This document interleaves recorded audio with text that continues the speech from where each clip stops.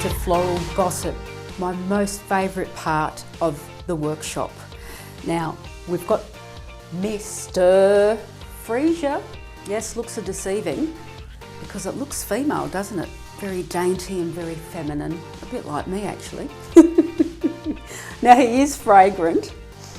Oh, just love the smell. And it comes in a fragrance actually. So if you're after that sexy, feminine smell, Mr Freesia will fix all that up.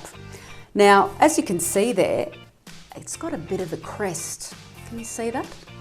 And as it starts to age, the first bloom will start to show, and then in stages, the second bloom will start to open, third bloom, fourth bloom, fifth. And this extra tip there, which is the tail, it's more likely not to bloom. But when you're purchasing Mr Freesia, make sure that all the blooms are in bud. Can you see the third and fourth bud on the crest? That's what you should be looking for when you are purchasing it. Now, if you're celebrating a 7th year anniversary, this is the cut flower to invest in.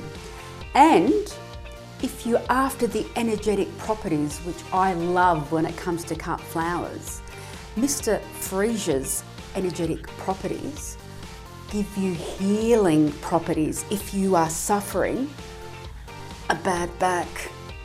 So if you're going to your osteo or your chiro and you want to add to the management of getting better, this is certainly the cut flower to have around you because it oozes out all that energetic property, adding to the healing of your sore back. So I recommend having it on your bedside table when you open up your eyes in the morning or when you close them at night. Make sure Mr Freesia is there to be your best friend. Now, when it comes to the Dutch auction, and that usually happens in Holland, it makes number 5 on the list, the most famous cut flower on sale. So, you know, number 5 is a really, really big deal when you consider how many cut flowers are out there in the world. So, I love Mr Freesia.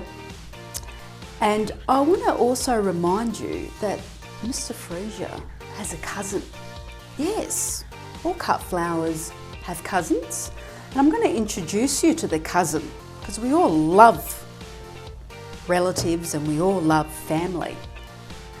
And guess who it's, well, here he is. Mr Iris is related to Mr Freesia. Are you going there, Blossom? I love it. Now, Mr Iris doesn't smell, but his cousins, the bearded iris, do. And believe it or not, the yellow one also smells.